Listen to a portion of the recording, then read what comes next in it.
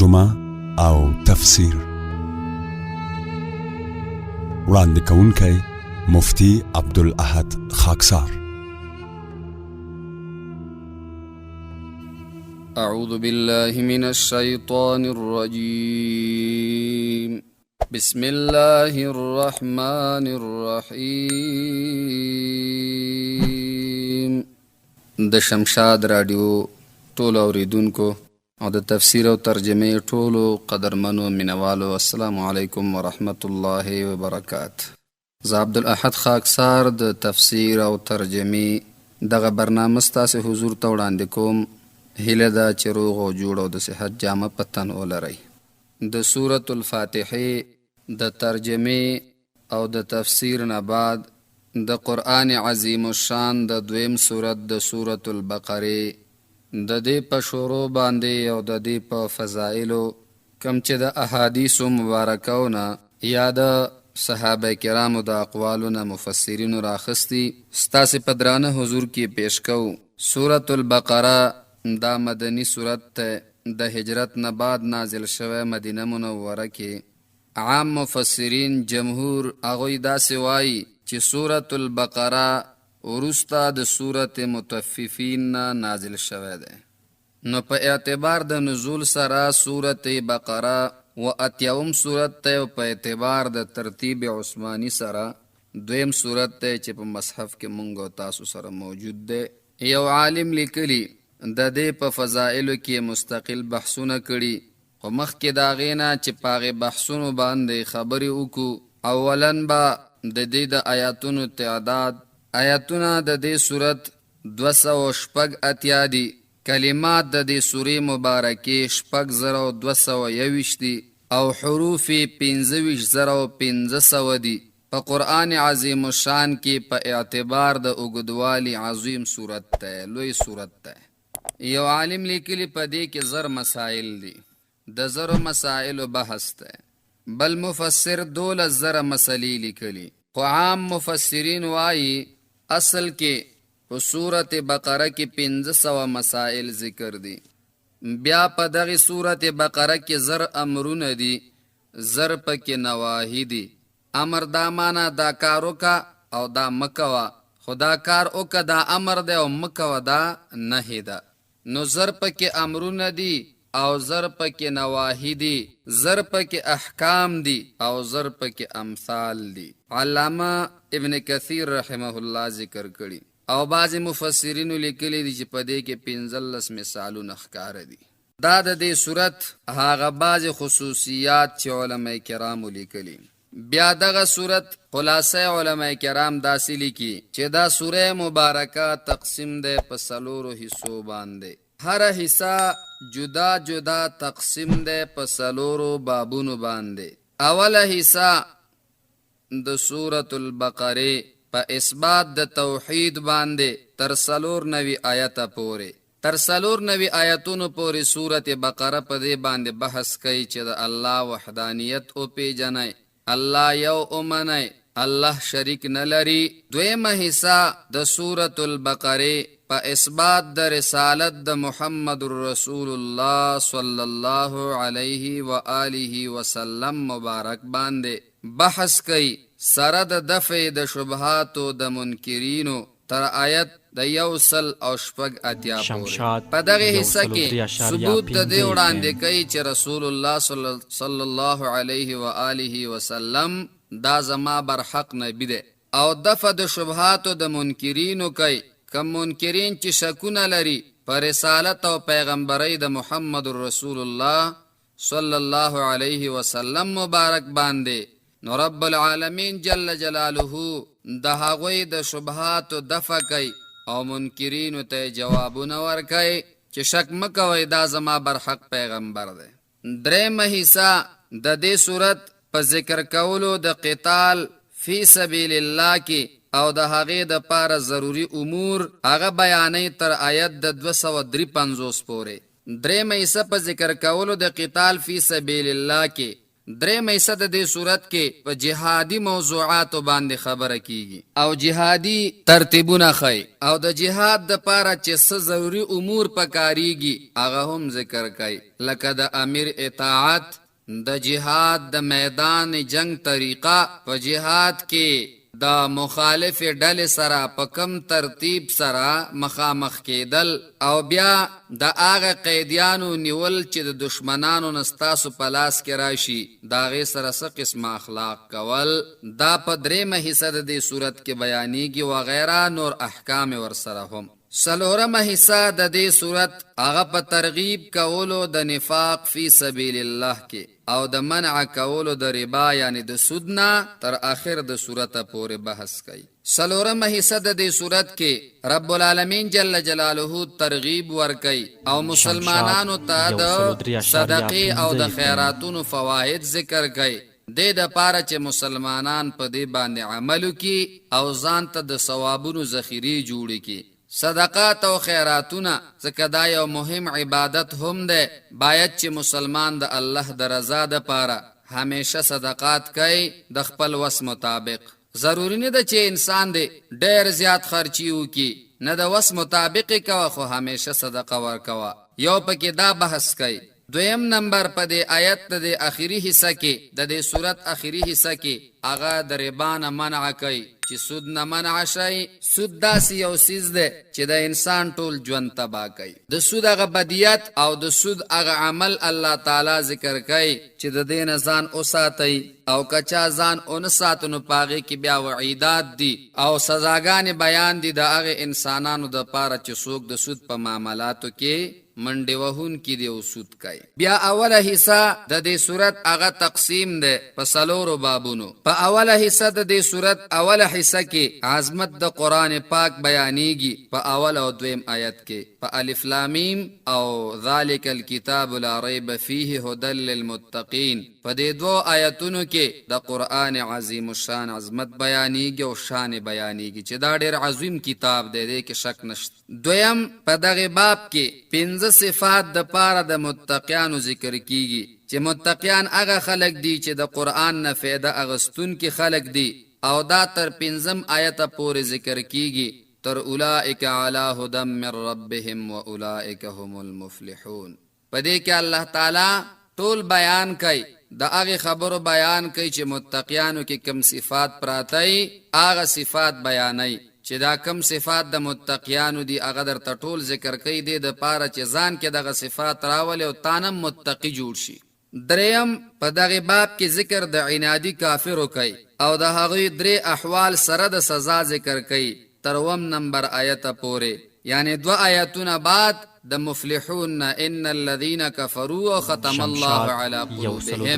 د دوانو آیتونو کې الله تعالی ذکر د هغه ضدی کافرو کوي چې کم کافر عنادیان دي خې پیجنې چې دا قرآن حق دی ولیکن منی نه. الله په دې دوه آیتونو کې دا غي بحث کوي.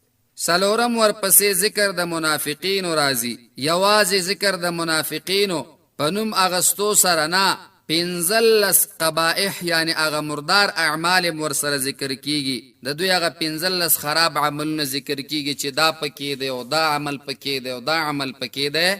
الله تعالی دا ټول بیانوي او سزای دنیوي او اخروی سزمنن بیانېږي او صراحتن بیانېږي د منافقینو د پاره. دا 14 آیت پورې دا ذکر کیږي. 15 مثالونه د مخالفینو د قران کریم چې دا غي مثال څه ده چې څوک د قران عظیم الشان مخالف دي او بیا داسې چې هغه د قران کریم نه فایده نه اخلي، په خپل غوته نه فایده نه اخلي مگر نور خلق هم تنه منع کوي. دا تذکرہ او ذکر په سورۃ البقره کې علماء کرامو بیان کړي چې په لندو الفاظم اوویلې. بیا ورپسې موضوع د سورۃ البقره څه شی ده؟ علماء لیکي چې سورۃ البقره دا بحث کوي په معرفت د رب باندې. موضوع کې اولنۍ موضوع دا د چې رب او پیژنئ، رب چاته وای په دې باندې بحث کوي. دویم ورپسې په متعلقه امور د عبادتو باندې بحث کوي. څومره عبادت چې دی پاغې د بحث کوي، لکه مثال په تور زکات، جهاد، منس، روزه، نفلی صدقات او داسې نور اعمال په هغه ټولو باندې د بحث کوي، په هغه ټولو د خبره کوي. دریم په اثبات رسالت باندې په دې بحث کوي چې رسول الله صلی الله علیه وسلم دا برحق نبی دی او برحق رسول دی. په دې باندې بحث کوي او مونږ ته دا ثابتای چې د محمد رسول الله صلی الله علیه وسلم پر رسالت کې شک مکوئ، ځکه که شک هم وکړه نو ایمانونه هم خرابېږي. څلورم اثبات د توحید باندې بحث کوي. دې باندې بحث کوي چې رب العالمین جل جلاله یو دی، دا په یووالي تسلیم کا، د الله د یووالي اقرار وکا. په دې کې د فیدم ده او په دې کې ستا د پاره د دنیا او د آخرت ګټم ده. نو په توحید باندې بحث کوي، ځکه د اسلام په امورو کې په ضروري امورو کې اولنی امر د توحید دی چې توحید به منې د الله تعالی د وحدانیت اقرار بکې. دویمه پایه ورپسې د محمد رسول الله صلی الله علیه و آله وسلم د پیغمبري اقرار دی چې ته به دا تسلیمې چې دا د الله نبی دی. پنځم امور مصلحه باندې بحث کوي. کم کم کارونه ستا د پاره فایده مندي بنده، کم کارونه کې د ګټه ده اے بنده د عمل بتا ته خخ کاری، ولیکن په باطن کې دا ستا د پاره نقصان ده ده. الله وې دا سمکو امور مصلحه چې پاغه باندې انسان خپل زندگی خکولای شي او خپل ژوند خکای. کاغه هر چیز باندې وي، کده خوراک په میدان کې وي او کده خبرو میدان کې وي، کده جګړې میدان کې وي، داسې امور درته ذکر کوي امور مصلحه چې پاغه کې ستاده پاره خیر. شپږم اثبات د حقانیت د قرآن باندې بحث کوي، لکه دا ثبوت ته رسي چې قرآن دا د ځان نه لیکلی شوی کتاب نه دی، لکه څنګه چې عربو هغوی به د قرآن عظیم الشان په حق له داسې الفاظ ویل چې دی د ځان نه لیکلی، بل قالوا اضغاث احلام بل افتراه بل هو شاعر. ابه ویل دی خو د ځان جوړ کړی، دا کتاب ګډوډ خوبونه جمع کړي. الله وی ګډوډ خوبونه نه دي، زما کتاب دی. وی منستا په کې فایده ده. دا بې ځای خبرې دي چې تاسو یې کوئ او که ډېر ځان ته داسې وایئ به مقابله وکړئ. اووم نمبر پر رد شکوکو د رسالت باندې هغه خلک چې د رسول الله مبارک پر رسالت کې شک ګڼي هغوی ته جوابونه کوي او د هغوی د تسلی دپاره احکام جاری کوي. امثال وعظ او نصیحتونه دا ټول هم دې دپاره راوړي چې ستاسو هغه شکونه ختم شو، شکونه هم بې ځایه دي. او شک کول د پیغمبر صلی الله علیه وسلم پر رسالت کې د هغې رسالت ته نقصان نشي ورکولی. مثال یې داسې دی لکه یو د اوسپنې دیوال دی او ته ورته سوک ورکوې نو ځان به جو، بلکې دیوال ته نقصان نشي ورکولی. الله وایي که ته منې که نه منې، زما محبوب زما د طرفه درغلی دی، د ده ملاتړ زه کوم، د ده نصرت زه کوم، ولیکن ستا فایده په دې کې ده چې ویې منې. او د رسول الله مبارک پر رسالت باندې شک چا کو؟ یهودو چې دا اشدترین دشمنانو د اسلام او سم دي.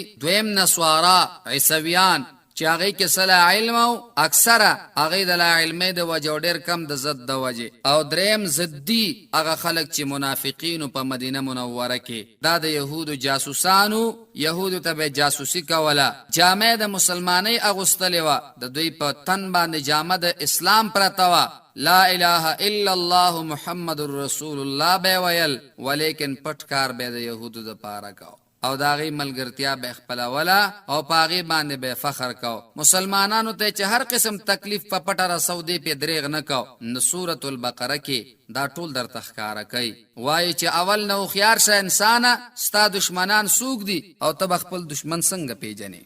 او د دې د پیجندلو د پاره د منافق پیجندل خو ګران کار دی، ځکه هغه په اقرار کې سنو اقرار کې خو ځان موحد خي، ولیکن د هغې په باطن کې چې کومه ګندګي پرته ده هغه ګندګي چې تر څو پورې د سینو ذات درته بیان نه کړي چې رب العالمین دی نو ته خو پې نه پوهېږې. نو په دې سورۃ البقره کې دا کمال دی چې د منافقینو په حقله ډېر تفصیلي بحثونه کوي، اعمال ذکر کوي او د هغې بعضې هغه نکات ذکر کوي چې دا د عمل د منافقینو دی. بیا ورپسې ربط د مخکینی صورت سره څه دی؟ ځکه د قرآن عظیم الشان دا کمال دی چې یو صورت د بل صورت سره ربط لري، یو صورت د بل صورت سره ربط، یعنی ربط معنا تعلق لري، یو صورت د بل صورت سره تعلق لري. نمونږه وویلې چې د آسمانی نزول کې د یو اتیاوم صورت دی، وروسته د صورت متوففین نه نازل دی کوم چې 13مه سپاره کې دی، ولیکن په ترتیب عثماني کې دا ولې دویم راوړلی شه؟ نو په دې کې څه بعضې ربطونه ډېر قوي دي، علما کرامو ډېر ذکر کړي دي، ولیکن صرف یو څو بیانو چې ستاسو ذهنونو ته کوز شي او ستاسو ذهن یې واخلي. ډېر به عمیق نه ځو چې بیا هغه شته خبرې به هم ستاسو د یاده ووځي. 25 ربطونه د دې د سورت فاتحې سره علماء کرامو ذکر کړي. 25 قسمه تعلقات لري د سورت فاتحې سره. د دې وجې نه دا دویم راوړل شوی دی. اول قوي ربط دا دی، سورت الفاتحه کې مونږ او تاسو یو سوال کړو، الله راته طریقه ښودلې وه. پاغه کې مونږ دا سوال کو رب العالمین جل جلاله نا اهدنا الصراط والمستقیم او خایا مونږ تلار نیغا. اے الله د نیغې لارې مطالبه در نکو، دا سلار راته او خایا چې پاغه باندې ترازی کیږي. نو انسان سوال وکړ، رب العالمین جل جلاله سوال قبول کا. نو سورت فاتحه نه پس په سورت بقره کې داغه جواب راغی، اے بندا تا د صراط مستقیم مطالبه کړي وا، ما ته د سوال کړو، زمانه د دا غوښتنه کړي وا چې ما ته صراط مستقیم او خایا. نو ذالک الکتاب لا ریب فیه، الله فرمای دا قرآن داسې کتاب دی چې په دې کې شک نشتا.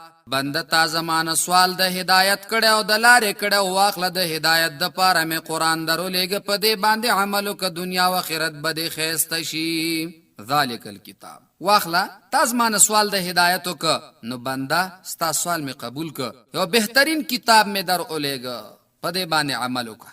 بس دا د ځان د پاره کافي وګڼه او دا د ځان د پاره رهبر جوړ کا، بس تا د پاره دغه کافي دی. نو سورت فاتحه کې مونږ سوال وکړه او په دې کې الله تعالی راته داغه جواب وکړو چې سوال دې قبول شو، بنده راشه قرآن ته کېنه، کته ځوان او کته زوړ قرآن ته کېنه، قرآن یاد کا او د قرآن کریم سره خپل رابطه جوړه کا. بس دا صراط مستقیم دی. دویم رابطه دا ده په سورت فاتحه کې اجمال او دلته تفصیل ده.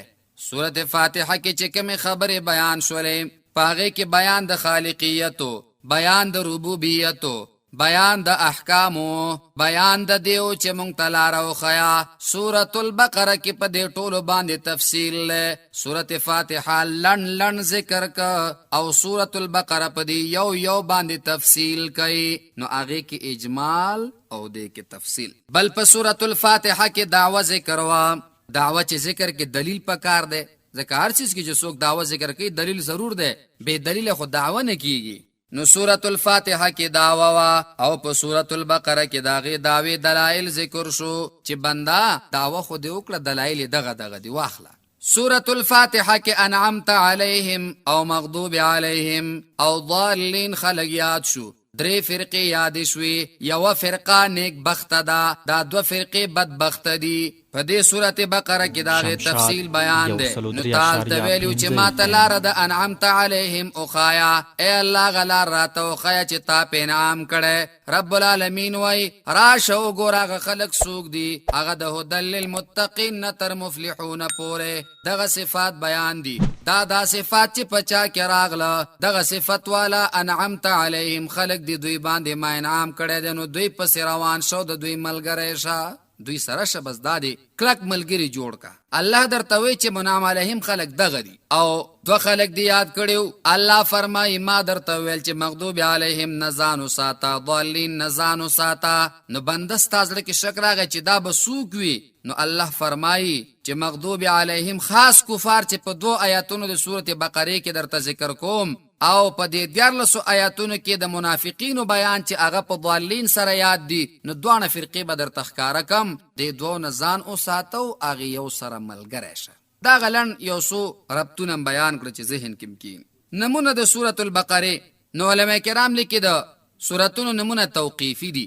توقیفی دا مطلب چې رسول الله مبارک ورته یې خید دي سورتونو نمونه. دا سورت بقره د دې نوم رسول الله مبارک یې. علماء کرام لیکي د مکه د فتح نه بعد د حنین غزا وشوه. نو د حنین په میدان کې رسول الله مبارک خپل ملګرو ته داسې आवाज کوي، یا اصحاب سورۃ البقره، اے د سورۃ بقره ملګرو راځي. نو د دې نوم رسول الله مبارک واخسته. دویم د دې سورۃ نوم ده بقر، سورۃ البقره. بقر څه ته وایي؟ تبحر علمی ته وایي چې دا ډکته د مسائل نو د علم نه ډکته، ځکه ورته بقر وایي او د غواتم ځکه بقر وایي چې دا ډک وي د غوښې نه. دویم نوم د دې سورۃ سورۃ الزهرا ده. زهرا مطلب رڼا، په دې ستورو کې د یو ستوري نوم زهرا. او دریم نوم د سنام القرآن ده. سنام قب، هغه قب چې ده د اوخته وایي، د اوخ په شا کې چې کوم اوچت ځای وي هغې ته قب وایي، هغې ته قب ویلی شي. نو څنګه چې دا قب اوچت دی په دې اوخ کې، نو دغسې دا صورت هم په احکامو باندې ډېر اوچت دی په ټول قرآن شریف کې. ځکه مونږ وویل چې 500 مسایل پکې ذکر دي. په اعتبار د مسایلو بل صورت د قرآن کې دونه مسئلې ذکر نه دي د صورت بقرې نه ما سوا. دریم نوم د دې فسطاط القرآن دی. فسطاط خیمې ته وایي. څنګه چې خیمه کې لاندې ډیر سیزونه پټ پراته او هغه ډکي، دغسې دا صورت هم د علم نه ډک دی او د مسائلو نه ډک دی. نو مسلمانه ته کوشش وکړه چې ته دغه یاد کې. د دې وجې نه علما کرام لیکي عمر رضی الله تعالی عنه 12 کاله کې او یا په 8 کالو کې سورة البقره یاد که. ولې دا خو دومره اوږد صورت نه دی؟ علما لیکي احکامو سره یاد که. نو دومره احکام چې یادی 500 مسائل، نو دا خو وخت غواړي. بیا چې کله دا یاد که نو عظیم الشان خیرات وکړه چې ما سورت بقره یاد که. نو دا د نمونه و.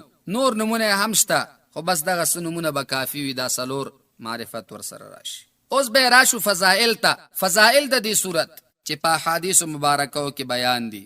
رسول الله مبارک فرمایي، محدثینو کرامو دا حدیث ذکر کړی. رسول الله مبارک فرمایي سورت بقره لولئ، ځکه د سورت بقره لوستل برکت ده او پرې ښودل افسوس ده او بدنصیبي ده او اهل باطل په دې باندې قابو نشي موندلی. امام قرطبي رحمت الله علیه دا حدیث ذکر کوي. لوستل برکت ته څه مطلب؟ اے مسلمانه که چیرته سورت بقره دې ولوستل، الله به دې کور کې برکتونه به نازل کی او پرې ښودل افسوس ده. څنګه؟ مونږ خو ګورو دنیا کې خو ډېرو خلکو سورت بقره پرې ښودلی، چا خو افسوس ونه که. نه، د دې کمال نه به هغه وخت خبر شي چې کله رب العالمین جل جلاله هغې انسانانو ته د سورة البقرې په لوستلو باندې اجر ورکړي په قیامت کې. نو چې چا نه دی لوستلی نو بیا به هلته ډېر افسوس وکړي او بدنصیبي ده او اهل باطل په دې قابو نشي موندلی. اوس دا اهل باطل څوک دي؟ امام قرطبی رحمت الله علیه د حضرت معاویه رضی الله تعالی عنہ نه نقل کوي چې د حدیث کې اهل باطل جادوګر دي، یعنی کم خلک چې جادوګر دي په دې باندې قابو نشي موندلی. مطلب څه؟ مطلب دا دی کچا سورت بقره اولوستو په کوم کور کې سورت بقره لوستل کیږي او جادوګر جادو کوي، نو په دې کور باندې به جادو اثر نه کوي. نن سبا دا رواجم ډیر دی. اکثره خلک وایي په ما تعویذ شوی، زمونږ په کور تعویذ شوی.